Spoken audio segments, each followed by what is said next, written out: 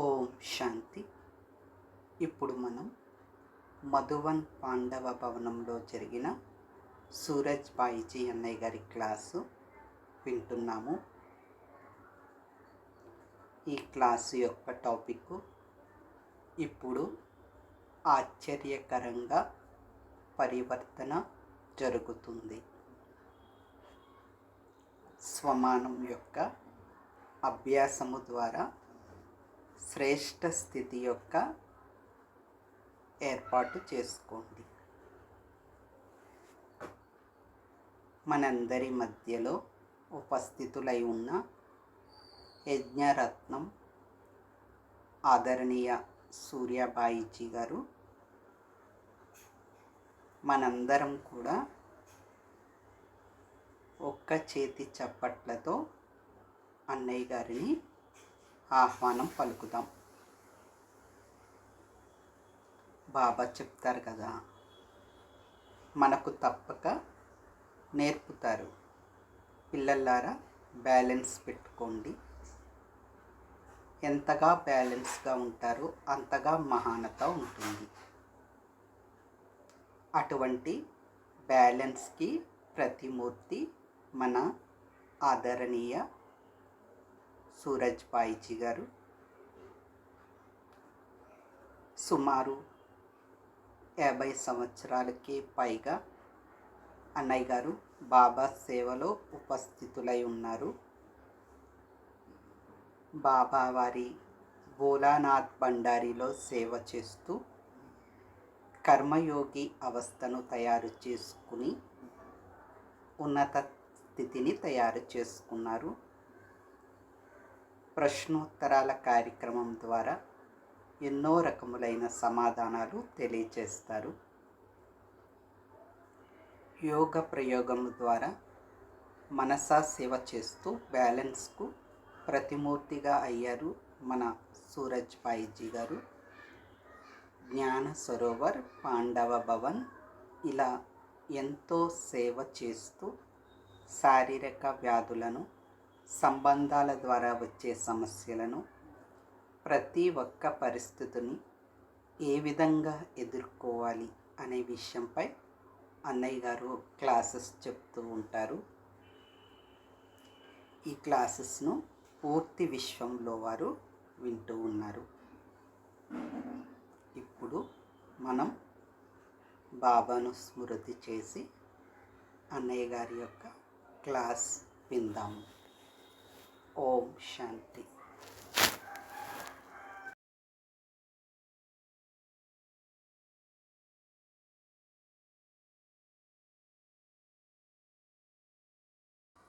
ఓం శాంతి. శ్రేష్ఠ స్థితి అని దేనికి అంటారో ఒకసారి చింతన చేద్దాము. శ్రేష్ఠ స్థితి అనేది స్వమానం ద్వారా నిర్మాణం జరుగుతుంది. ఈ స్వమానం చాలా లోతుగా ఉండే స్థితి. స్వమానం అభ్యాసం చేయటం ద్వారా వచ్చే స్థితి ద్వారా ఎప్పుడూ కూడా మనం డిస్టర్బ్ కాము. స్వమానంతో శ్రేష్ఠ స్థితి తయారవుతుంది. మనం స్వమానాన్ని తక్కువ చేసుకోకూడదు. స్వమానాలు ప్రాక్టికల్ జీవనంలో కేవలం రిపీట్ చేయడం కాదు, కానీ ప్రాక్టికల్ స్వమానాల యొక్క అభ్యాసం మన జీవితంలో లోతైన అనుభవాలను తీసుకొస్తుంది. ఈ లోతైన అనుభవాలు మనల్ని ఇంకా ముందుకు వెళ్ళడానికి శ్రేష్ట ప్రేరణను ఇస్తాయి. శ్రేష్ట స్థితి అంటే ఈ స్థితి మనల్ని నిశ్చింతులుగా చేస్తుంది, చింత లేకుండా చేస్తుంది. అంటే నిశ్చింత చక్రవర్తులుగా చేస్తుంది. కేవలం ఈ మాటలను మంచిగా అర్థం చేసుకోండి. స్థితిని ఏకరసంగా, ఉపరామంగా, ప్రాపంచిక ఆకర్షణల నుండి ముక్తంగా చేసుకోవాలి అంటే శ్రేష్ట స్థితి చాలా చాలా అవసరం. మరి మన సంస్కారంలో ఎవరిపైన అయినా కోపము, మోహములు ఉన్నాయి అంటే దానికి మంచి స్థితి, శ్రేష్ట స్థితి అని అంటారా? ఒకసారి చింతన చెయ్యండి. మన సంస్కారాలు ఏ విధంగా ఉంటున్నాయి?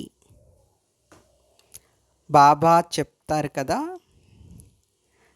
మీ సంస్కారాలే మిమ్మల్ని ముందుకు వెళ్ళనీయకుండా బంధించే దారాలుగా ఉంటున్నాయి అని. కనుక మనందరం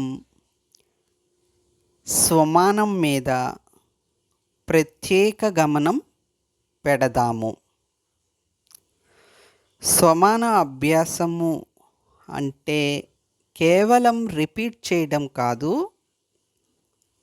ఆ స్వమానం యొక్క లోతుల్లోకి వెళ్ళడం, దాన్ని సంపూర్ణంగా అనుభూతి చేయటం. మరి నా స్థితి శ్రేష్టంగా ఉందా అని చెక్ చేసుకోవాలి. మంచి స్థితి తయారు చేసుకోవటం మంచి పురుషార్థుల యొక్క లక్షణం. ఫీలింగ్లోకి ఎక్కువగా రావడం అనేది స్థితి కాదు అని అర్థం చేసుకోండి. మాటి మాటికి ఫీలింగ్లోకి వచ్చేస్తూ ఉంటే స్థితి అనేది కింద మీదకు అయిపోతుంది. చిన్న చిన్న మాటలలో అలగటం, తిరస్కారం చేయటం మంచి స్థితి అనిపిస్తుందా? ఇది మంచి స్థితి కానే కాదు. మరి మంచి స్థితి అంటే ఏమిటి? మంచి గుణాలు, శక్తులు, ఇవి మంచి స్థితికి గుర్తులు. మరి దివ్య గుణాలు, దివ్య శక్తులు దేవతలవి కదా, అంటే మనవే కదా. మనవేనా లేక ఇంకేమైనా తేడా ఉన్నాయా? చింతన చెయ్యండి. మన స్థితి దేని మీద ఆధారపడి ఉంది? బాబా చెప్పిన హోంవర్క్ని పక్కన పెట్టి చిన్న చిన్న విషయాల్లోకి వెళ్ళటం, చిన్న చిన్న విషయాలకు అలగటం, ఇవి శ్రేష్ట స్థితిని పొందడానికి ఆటంకాలు ఏర్పరుస్తాయి. మనం సత్యయుగంలోకి వచ్చామంటే అక్కడ అన్నింటిలో పర్ఫెక్ట్గా ఉంటాం. ఇవన్నీ కూడా చాలా గుహ్యాతి గుహ్యమైన విషయాలు. అని అర్థం చేసుకోవాలి. ఇందులో డిగ్రీ సంపూర్ణంగా ఉండాలి. ఇప్పుడు మీ అందరికీ గుహ్యమైన విషయాలను వినిపించబోతున్నాను. ఇందులో 100% డిగ్రీ పర్ఫెక్ట్ శివబాబాది. శివబాబా తర్వాత 99% డిగ్రీ బ్రహ్మబాబా వస్తారు. ఇవి స్వయం బాబా ఉచ్చరించిన మహావాక్యాలు, నావి కావు. మొదట శివబాబా 100% డిగ్రీ పర్ఫెక్ట్. ఆ తరువాత 99% డిగ్రీతో బ్రహ్మబాబా. మరి బ్రహ్మబాబా తరువాత 98% మమ్మ జగదంబ సరస్వతి వస్తారు. ఈ విధంగా మిగిలిన వారు 97, 97, 96, 95 ఇలా పర్సెంట్లు ఉంటారు. అయితే ఇప్పుడు పైనుండి పరంధామం నుండి వచ్చేవారు వారికి 8-10% ఉంటుంది. ఇక వారి తర్వాత వచ్చేవారి పర్సంటేజు 5-4% డిగ్రీ కలిగిన వారిగా ఉంటారు. అలాగే ప్రకృతికి కూడా డిగ్రీ ఉంటుంది. ఏదైతే ఇప్పటి వరకు మనం విన్నామో అది ఆత్మ యొక్క డిగ్రీ. 100% డిగ్రీ పర్ఫెక్ట్ సంపూర్ణ స్థితిలో శివబాబా ఉంటారు. ఆ తర్వాత బ్రహ్మబాబా, తర్వాత మమ్మ, తర్వాత మిగిలిన వారు. ఇప్పుడు ప్రకృతి వైపు రండి. ఈ సమయంలో ప్రకృతి 60% నుండి దిగుతూ 50% వరకు వచ్చేసింది. ఎప్పుడైతే ప్రకృతి 60% నుండి 50%కి దిగుతుందో అప్పుడు ఆ డిగ్రీకి చెందిన వారు వస్తారు. అందుకే బాబా తమ మహావాక్యాలలో వినిపిస్తారు. ఏమిటంటే, మీ దీపం ఆరిపోయే విధంగా ఉన్నప్పుడు నేను వస్తాను. ఎప్పుడొస్తారు బాబా? మురళీల్లో చెప్తారు కదా బాబా, మీ అందరి ఆత్మదీపం పూర్తిగా ఆరిపోదు, కొన దీపంతో ఆరిపోయే విధంగా ఉన్నప్పుడు నేను వస్తాను, ఆత్మజ్యోతిని వెలిగిస్తాను అని బాబా చెప్తారు. మరి ఈనాటి ప్రపంచంలో ఎవరి దగ్గరైనా సహనశీలత ఉందా అని అడిగితే సమాధానం ఉండదు. అందరి దగ్గర సహనశీలత ఉందా? ఉంటుందా? మనందరం ప్రాక్టికల్గా చూస్తున్నాం కదా. ప్రపంచంలోని వారు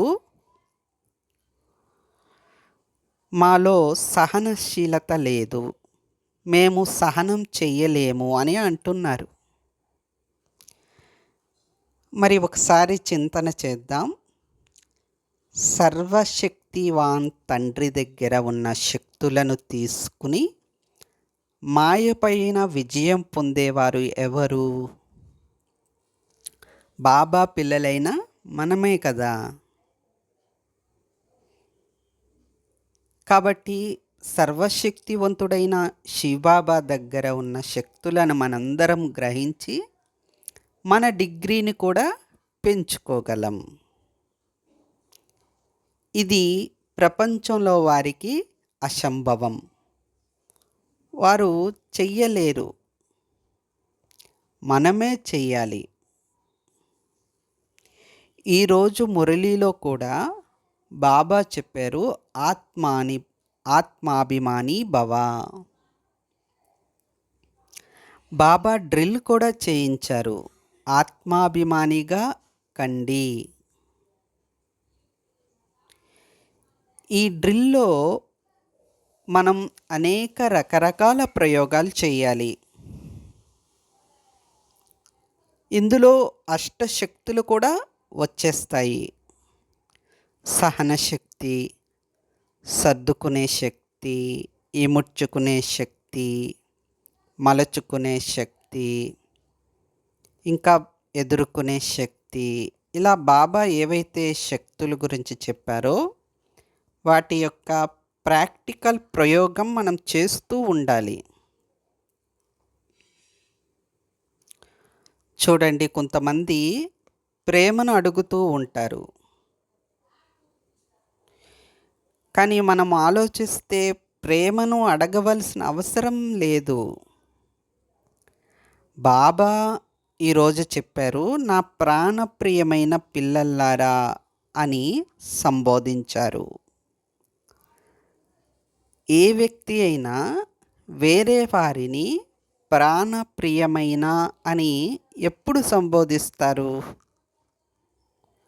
ఎప్పుడైతే వారి పట్ల హద్దులేని ప్రేమ, మధురమైన ప్రేమ ఉంటుందో అప్పుడే కదా నా ప్రాణప్రియమైన అని సంబోధిస్తారు. మరి బాబా నా ప్రాణప్రియ పిల్లలు అని సంబోధించారు అంటే బాబా ప్రేమ అంతా మనకే. అందుకే బాబా అంటారు, బాబా నీవాడు, నీవు నావాడివి. మనం కూడా స్వమానం అభ్యాసం చేస్తాం కదా, బాబా నావాడు, నేను బాబా వాడిని. అందరూ చేస్తున్నారు కదా. ఏవైతే బాబా మురళీలో మనకి స్వమానాలు ఇచ్చారో, డ్రిల్స్ నేర్పించారో వాటిని మనం అభ్యాసం చేస్తూ ఉండాలి. 10 నిమిషాలు స్వమానం యొక్క అభ్యాసం చేయాలి. 10 నిమిషాలు ఆత్మిక డ్రిల్స్ చేయవచ్చు. నేను శాంత స్వరూపాన్ని, సుఖ స్వరూపాన్ని,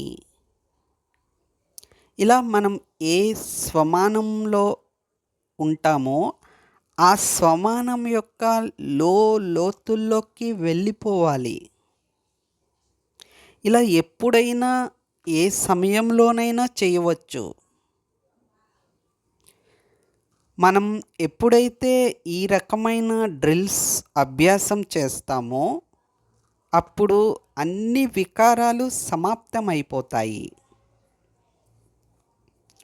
ఇలా చెయ్యాలి అని అనుకోవటం కాదు, ఇప్పుడే చెయ్యాలి. లేదంటే బాబా చెప్పారు, సమయం మీద సమయం మీకు శిక్షకుడిగా అవుతుంది. ఇప్పుడు మీకు చాలా గుహ్యమైన విషయాలు వినిపించబోతున్నాము. త్వరలో చాలా చమత్కారమైన పరివర్తన రాబోతుంది. కర్ఫ్యూ విధిస్తారు. మనం ఊహించలేం అటువంటి చమత్కారమైన, ఆశ్చర్యకరమైన పరివర్తన జరగబోతుంది. కర్ఫ్యూ విధిస్తారు. పాలు, పండ్లు ఇలాంటివి ఏవి కూడా లభించవు. అప్పుడు బాబా చెప్పినట్లుగా పప్పు, రొట్టె తిని యోగ స్థితిలో ఉండాలి. ఇలా సాధ్యమవుతుందా? అన్నీ అకస్మాత్తుగా పరివర్తన జరగనున్నాయి. కర్ఫ్యూ విధిస్తే ఎక్కడ వాళ్ళు అక్కడే ఉండిపోయినప్పుడు ఏవి కూడా లభించవు. మరి అటువంటి పరివర్తన సమయం అతి త్వరలో రాబోతుంది. కనుక ఇందుకొరకే ఇప్పటి నుండే మనం స్వయానికి సమయం ఇవ్వాలి, అభ్యాసం చెయ్యాలి.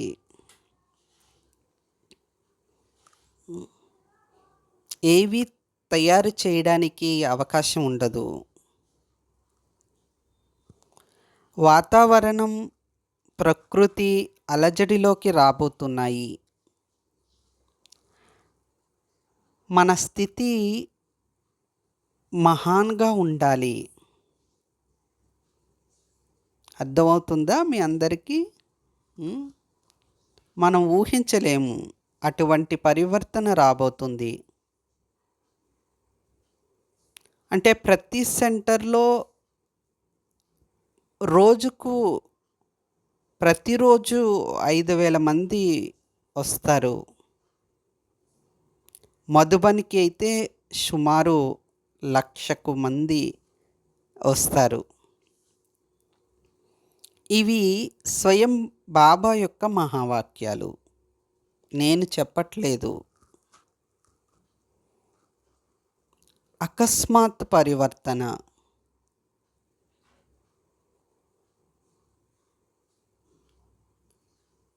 మనకు పగలు రాత్రి, రాత్రి పగలుగా అయిపోతుంది. అవ్యక్తవాణిలో విన్నాం కదా మనందరం. పర్వతాలనే మీరందరూ కుర్చీలుగా చేసుకోవాల్సి ఉంటుంది అని. కాబట్టి అటువంటి పరివర్తనకు మనం సిద్ధంగా తయారై ఉండాలి. ప్రతిరోజు స్వమానం అభ్యాసం తప్పకుండా చెయ్యాలి. నేను మహాన్ ఆత్మ అని అభ్యాసం చేయండి. నేను మహాన్ ఆత్మ అనే స్వమానం యొక్క లోతుల్లోకి వెళ్ళిపోండి. అవును, ఇది సత్యం, నేను మహాన్ ఆత్మను. బాబా నాకు స్వయంగా చెప్పారు, నేను మహాన్ ఆత్మను, సత్యుగంలో మహాన్ని. ఇలా ఆంతరికంలో లోతుల్లోకి తీసుకుని వెళ్ళిపోవాలి. ఇలా 1 నెల పాటు అభ్యాసం చేయాలి. ఆ తరువాత ఇంకొక స్వమానం తీసుకోవాలి. స్వమానాల్ని రిపీట్ చేయడం కాదు, స్వమానం యొక్క లోతుల్లోకి, గుహ్యతలోకి వెళ్ళిపోవాలి. ఎందుకంటే స్వమానం యొక్క మహత్వం మనందరికీ అనుభవం ఉంది. స్వమానం ద్వారా నెగిటివిటీ, వ్యర్థము, మనసు యొక్క వెతుకులాట అంతా సమాప్తమైపోతుంది. కాబట్టి ఒకటే గుర్తుపెట్టుకోండి, స్వమానం అనేది శ్రేష్ఠ స్థితిని తయారు చేయడానికి సాధనం. ఇది చెయ్యాలి. స్వమానం ఉన్నదే నా కొరకు అని భావించండి. మనం ఇంకా లోతుల్లోకి వెళ్తే బాబా చెప్తారు, నేను మిమ్మల్ని ఎంత మహాన్గా చూస్తానో అలాగే మిమ్మల్ని మీరు స్వయాన్ని కూడా అంతే మహాన్గా చూసుకోవాలి. విన్నారా మీరు బాబా చెప్పిన ఈ పాయింట్? బాబా ఎప్పుడూ కూడా తమ మహావాక్యాలను మనందరినీ కూడా శ్రేష్ఠ స్వమానంలో చూస్తూ చెప్తారు. మరి బాబా చెప్పినట్లుగా మనం కూడా ఆ శ్రేష్ఠ స్థితులవ్వాలి అంటే స్వమానం యొక్క లోతుల్లోకి వెళ్ళాలి. స్వమానాన్ని అనుభూతి చేసుకోవాలి. ఒకసారి ఇలా ఆలోచించండి, బాబా దృష్టి ఢిల్లీ పైన పడింది. వారి దృష్టికి 1,00,000 మంది కనిపించారు. వారిలో నేను ఒకరిని. ఈ సంతోషంతో అపార సుఖం, అతీంద్రియ సుఖం లభిస్తుంది. బాబా దృష్టి గొప్ప చమత్కారం చేస్తుంది. మనస్సును తేలిక చేస్తుంది, శాంతపరుస్తుంది, సుఖాన్ని అనుభూతి చేయిస్తుంది. ఈ విధంగా మనం సుమానం ద్వారా శ్రేష్ఠ స్థితిని తయారు చేసుకోవచ్చు. బాబా యొక్క మరొక మధుర మహావాక్యం, సృష్టికి ఆధారం మీ స్థితి. ఈ సృష్టికి ఆధారం మీ స్థితి మీదే ఆధారపడి ఉంది అని బాబా చాలాసార్లు చెప్పారు. ఎందుకంటే మనందరం దేవకులంలోకి వెళ్ళేవారము. ఈ ప్రపంచానికి కంటి పాపలం. మరి ఒకసారి ఆలోచించండి, కళ్ళే లేకపోతే ప్రపంచమంతా చీకటే చీకటి కదా. కనుక బాబా చెప్పిన సుందరమైన మధుర మహావాక్యం గుర్తు చేసుకోండి. నేను బాబాకు కంటి పాపను. నేను లేకపోతే ప్రపంచానికే వెలుగు లేదు. కనుక బాబాకు కంటి పాపను అనే స్థితి మనందరికీ చాలా నశ కలిగిస్తుంది. బాబా మనల్ని తన శిరో కిరీటాలుగా చేసుకున్నాను అని అంటారు. ఇది ఎంత గొప్పటి మహావాక్యం. ఎవరైనా ఈ విధంగా చెప్తారా మనకి? కాబట్టి బాబా చెప్పే ప్రతి మహావాక్యం మనకు ఒక శ్రేష్ఠ స్థితిని తయారు చేసే సోమానం. మనందరి నడవడికలు, స్థితి, సంస్కారం చాలా శ్రేష్టంగా ఉండాలి. ఇతరులకి శిక్షణ ఇవ్వడం అనేది వేరే విషయం. వీరు మారాలి, వారిని మార్చాలి అనే లక్ష్యం పెట్టుకోవద్దు. ఇతరులకి ఈ విధంగా నేర్పించడం ఆపేయండి. వారు మారకపోతే వదిలేయండి.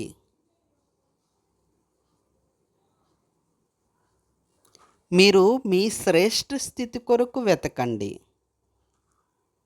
అప్పుడు క్రోధం నుండి ముక్తి అయిపోతారు. బాబా మురళిలో చెప్తారు, కోపాన్ని జయించిన వారే నన్ను కలుసుకోవడానికి రండి అని. మరి వారు మారాలి, వీరు మారాలి అనే లక్ష్యం పెట్టుకుంటే, వారు మారకపోతే, మన కామన పూర్తి కాకపోతే క్రోధం వస్తుంది. కనుక మీరు మీ శ్రేష్ఠ స్థితిని బాగా అండర్లైన్ చేసుకోండి. శ్రేష్ఠ స్థితి ద్వారా సేవ బాగా జరుగుతుంది. శ్రేష్ఠ స్థితి స్వమానం ద్వారా నిర్మాణం జరుగుతుంది.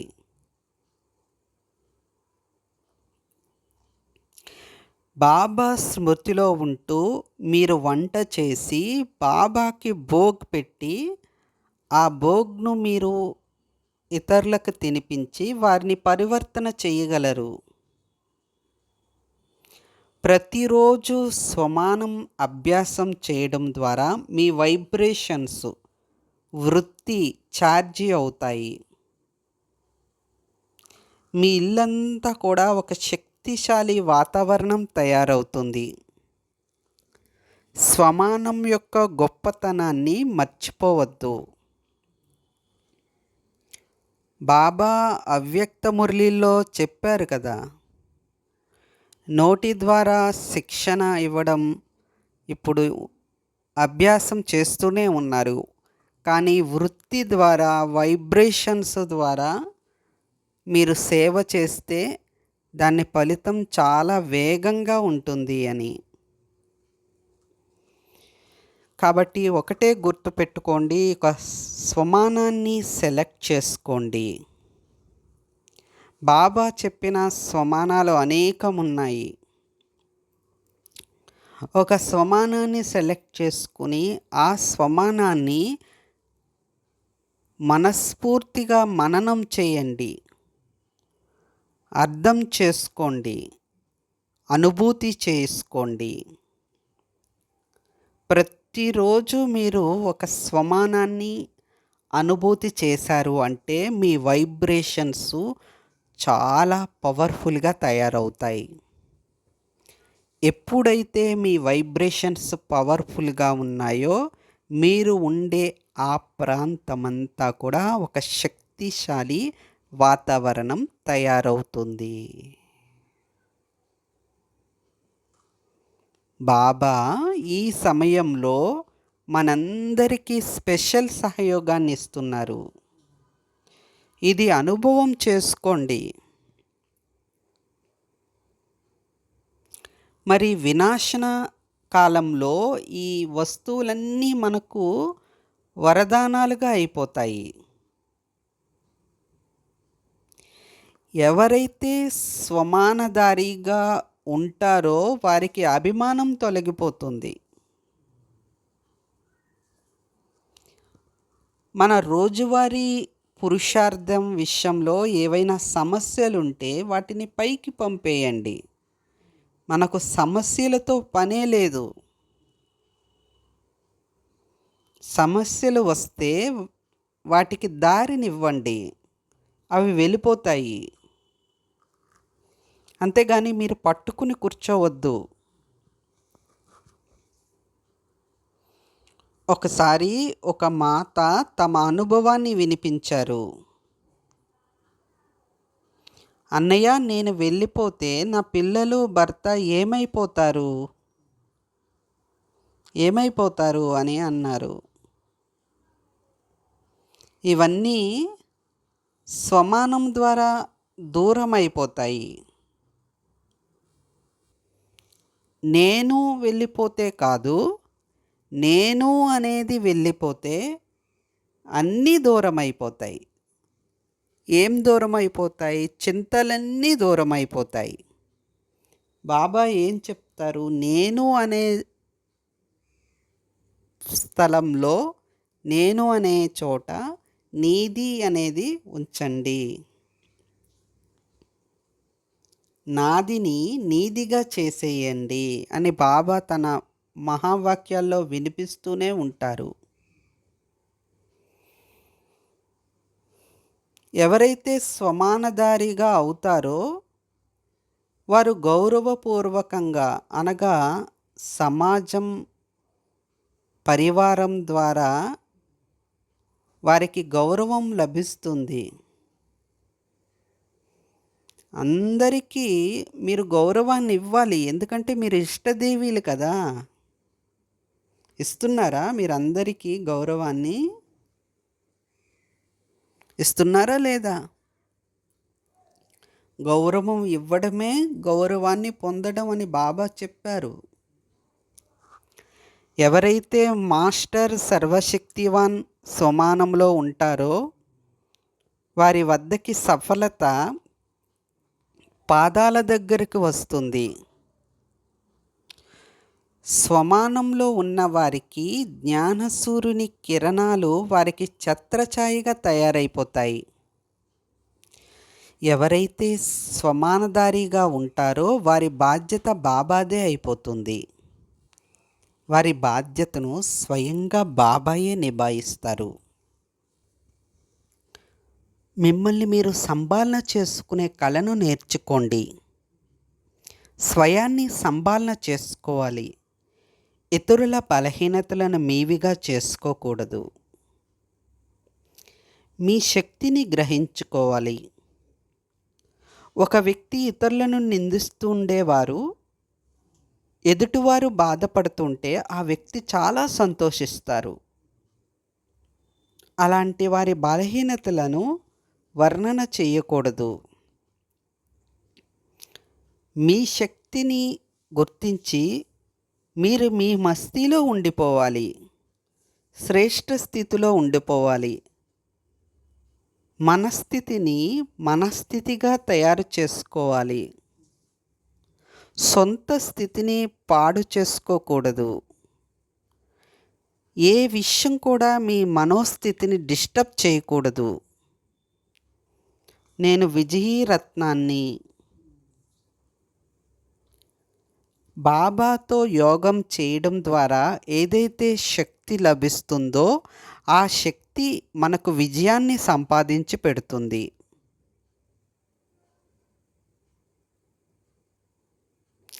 ఇది ఎలా అంటే అభిమానం, కోపం, మోహం వీటన్నిటిపైన మనం విజయం పొందగలుగుతాం. అనేకసార్లు ఈ మాయను మనం ఓడించాము అనే విషయాన్ని గుర్తుపెట్టుకోవాలి.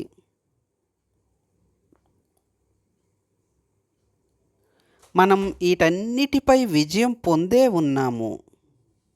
ఈ అన్ని రకాల వికారాలపైన విజయం పొందగలం. నేను మాస్టర్ క్రియేటర్ని. వాతావరణాన్ని, వాయుమండలాన్ని క్రియేట్ చేసే సామర్థ్యం నా దగ్గర ఉంది.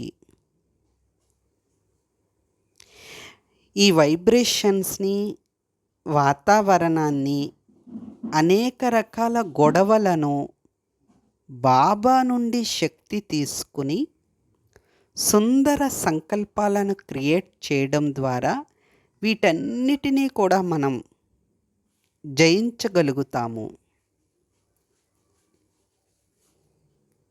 స్వమానం అభ్యాసం అనుభూతి చేయాలన్నా, సుందరమైన సంకల్పాలను క్రియేట్ చేయాలన్నా బాబా శక్తి మనకి ఆధారం.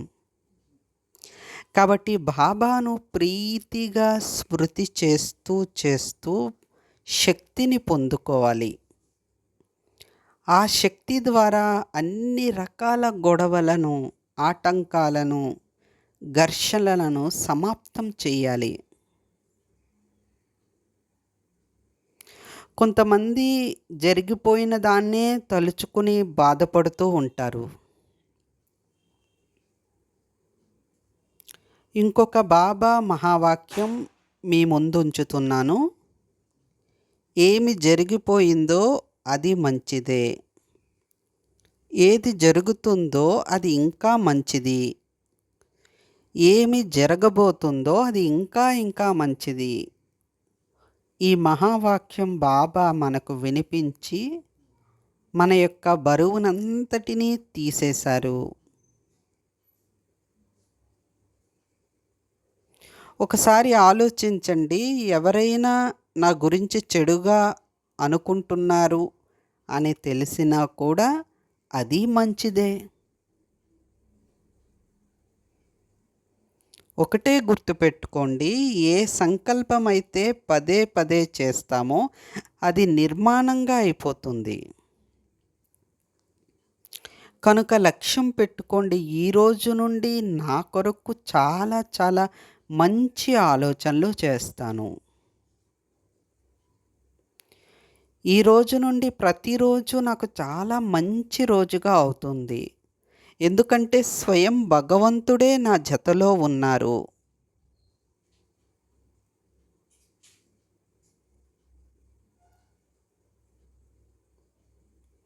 మీరు అభ్యాసం చేసి చూడండి. కేవలం 6 రోజులు అమృతవేళ మేల్కొని గహన్ అభ్యాసం, గాఢమైన అభ్యాసం బాబాను స్మృతి చేసినట్లయితే అంతా మంచిగా అయిపోతుంది.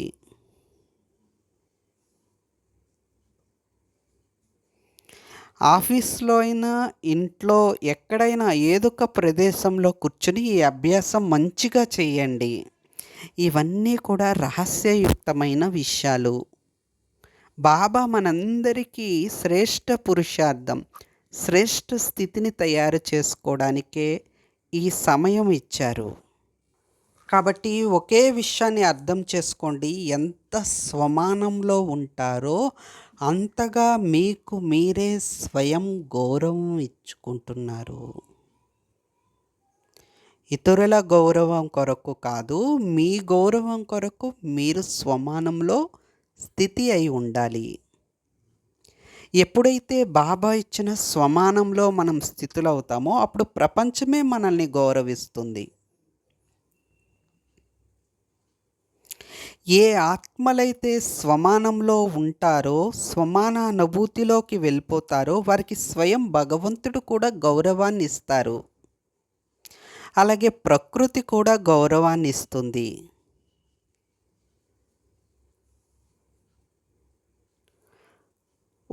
ఒకసారి జరిగిన విషయం చెప్తున్నాను. స్వమానంలో ఉంటూ యోగం చేసి వర్షాన్ని కూడా తెప్పించగలిగాము. ప్రకృతి కూడా స్వమాంధారి ఆత్మలను గౌరవిస్తుంది. ఇది జరిగిన విషయం మీకు చెప్తున్నాను. మీరట్వాడ మహారాష్ట్రలో జరిగింది. అక్కడ వర్షాలు పడకుండా నష్టం జరుగుతూ ఉన్నప్పుడు 2 సంవత్సరాలు రైతులు బాధపడుతూ ఉంటే అందరూ బ్రాహ్మణాత్మలందరూ కూడా యోగం ద్వారా వర్షం కురిపించగలిగారు. ఎందుకంటే మనం భగవంతుని సంతానం, అందరి ఇష్ట దేవీ దేవతలం. మనకి ప్రకృతి కూడా తప్పకుండా సహయోగం ఇస్తుంది. కనుక నేను ఇదే చెప్పదలుచుకున్నాను. ఇప్పుడు రాబోయే అకస్మాత్తు పరివర్తన కొరకు మనం సిద్ధంగా ఉండాలి. మనం ఆ పరివర్తన ఊహించుకోలేము. కనుక స్వయానికి స్వయం సమయం ఇచ్చుకుంటూ శ్రేష్ఠ స్థితిని తయారు చేసుకునే అభ్యాసం చేయండి. శ్రేష్ఠ స్థితి అనేది స్వమానంలో అభ్యాసం చేయడం ద్వారా, స్వమానాన్ని అనుభూతి చేయడం ద్వారా మనకు శ్రేష్ఠ స్థితి నిర్మాణం జరుగుతుంది. అచ్చా, అందరూ ఖుషీయే కదా? అచ్చా, అందరూ ఖుషీగా ఉన్నారా? ఇప్పుడు ఒక నిమిషం బాబాను స్మృతి చేద్దాం.